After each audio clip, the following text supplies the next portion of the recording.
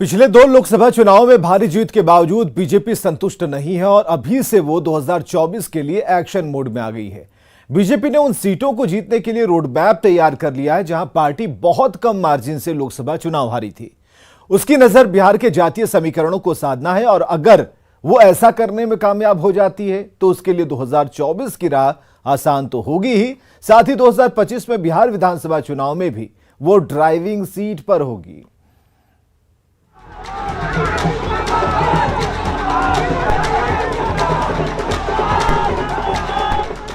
BJP ने साल 2022 में ही मिशन 2024 की जीत का ब्लूप्रिंट तैयार कर लिया है। इस ब्लूप्रिंट को अमली जामा पहनाने के लिए बीजेपी चुनावी एक्शन मोड में दिख रही है। लोकसभा चुनाव में अभी 2 साल का समय बचा है और उससे पहले अभी कई राज्यों में विधानसभा चुनाव भी होने बाकी हैं। बावजूद इसके बीजेपी ने अभी से लोकसभा चुनाव 2024 की तैयारियां शुरू कर दी हैं।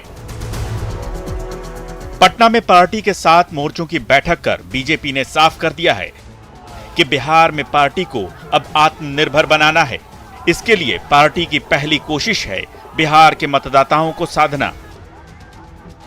देखिए, बिहार में बीजेपी को ये जो कार्यकारिणी की बैठक हो रही है 7 मोर्चे की, इसके पीछे उनको साधना है बिहार के मतदाताओं को और इस पार्टी को बिहार में आत्मनिर्भर बनानी है। अभी तक ठीक है, पार्टी जीतते रही है, लेकिन इनके विधायकों की संख्या इतनी अधिक नहीं होती है जिसके बूते ये बिहार में सरकार बना सके। सवाल है कि आखिर इस बड़ी बैठक से बीजेपी कौन सा निशाना साधना चाहती है? क्या बीजेपी 2024 के लोकसभा चुनावों में बिहार फतह करने के लिए निकली है या फिर 2025 में बिहार की कुर्सी पर बैठना उसका मकसद है? जानकारों की माने तो बीजेपी की पहली कोशिश बिहार की सियासत में ड्राइविंग सीट पर बैठना है, क्योंकि इसी के बाद उसे दोनों चुनावों में जीत मिल सकती है। जहां तक 2024 का लोकसभा और 2025 का विधानसभा, तो स्वाभाविक है कि जो राजनीतिक पार्टियां होती हैं उसके सामने लोकसभा भी होता है, विधानसभा भी होता है। 40 सीटें हैं बिहार के पास लोकसभा के लिए, तो उन सीटों को साधने की कोशिश तो बीजेपी करेगी ही। अब 200 सीटों को अगर ये चिन्हित करती है तो उसके तहत 35 लोकसभा इसके आते हैं और 35 अगर लोकसभा को ये साधने में कामयाब हो जाती है बीजेपी बिहार में, तो मैं समझता हूँ कि एक बड़ी कामयाबी होगी।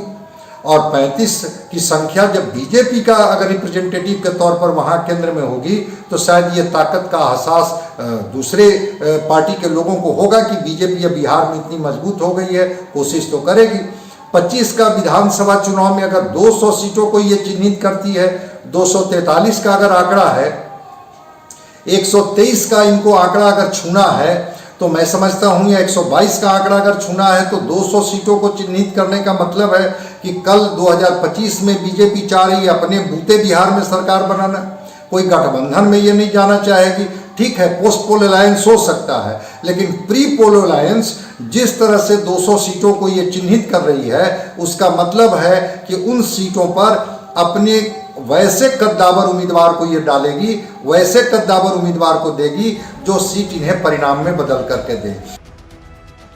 योगी आदित्यनाथ के नेतृत्व में उत्तर प्रदेश बीजेपी के पाले में आ चुका है, लेकिन बिहार में उसके पास ऐसा कोई करिश्माई चेहरा नहीं जो अपने दम पर उसे जीत दिला सके। बीजेपी को उम्मीद है कि 2024 में वो बिहार में बेहतर परिणाम लेकर आए। अगर ऐसा होता है तो इसका असर आसपास के दूसरे राज्यों पर भी पड़ना तय है। दरअसल बीजेपी को पता है कि 2024 में जीत के लिए उसे बिहार की जमीनी सच्चाई से जीतना होगा और ये सच्चाई है जातीय समीकरण को अपने पक्ष में करना। बिहार की 200 विधानसभाओं में अपने मोर्चे के नेताओं को उतारकर पार्टी इसी लक्ष्य को साधने उतरी है। उसे उम्मीद है कि इस प्रयोग से जातीय शत्रप उसके पक्ष में आ सकते हैं। मंत्री के तौर पर रहे हैं, बीजेपी उस समीकरण को साधने की कोशिश करेगी कि हम उस जातीय समीकरण को साधें। अगर अगड़े हमारे साथ हैं तो पिछड़े भी हमारे साथ हों, एक्सट्रीमली बैकवर्ड कास्ट भी हमारे साथ हों, शेड्यूल्ड ट्राइब्स और शेड्यूल्ड कास्ट भी हमारे साथ हों। अब इस समीकरण को साधने की कोशिश करेगी। कितना ये जातीय समीकरण को साध पाएगी या नहीं साध पाएगी, ये तो वक्त बताएगा। लेकिन हाँ, इन मोर्चा के माध्यम से और जिस तरह से इन मोर्चे के अधिकारियों को उन क्षेत्रों में भेज रही है जिन क्षेत्रों में उनकी संख्या ज्यादा है या जो जातीय छत्र जिनका प्रभाव होता है वहां के स्थानीय मतदाताओं पर, विधानसभा का हो या लोकसभा का हो, उन छत्रपों को भी साधने की कोशिश बीजेपी इन अपने मोर्चा के अधिकारी पदाधिकारियों के माध्यम से करेगी। पिछले दिनों हैदराबाद में भाजपा की राष्ट्रीय कार्यकारिणी की बैठक में प्रधानमंत्री नरेंद्र मोदी ने पार्टी कार्यकर्ताओं को एक सुझाव दिया था कि अल्पसंख्यक समाज में जो वंचित और अंतिम पायदान पर खड़े हैं उन तक अपनी पहुंच बनानी चाहिए। इसका मतलब है कि बीजेपी की नजर पसमानदा मुसलमानों पर भी है। बिहार में पसमानदा मुसलमानों की अच्छी खासी आबादी है। इसी के दम पर पहले आरजेडी और अब नीतीश कुमार अपनी सियासत करते हैं। अगर बीजेपी इसमें सेंध लगाने में कामयाब रही तो उसके लिए 2024 और 2025 की राह के रोड़े कम हो जाएंगे। पटना से शैलेंद्र, रवि एस नारायण और आनंद अमृतराज के साथ ब्यूरो रिपोर्ट, न्यूज़ 18।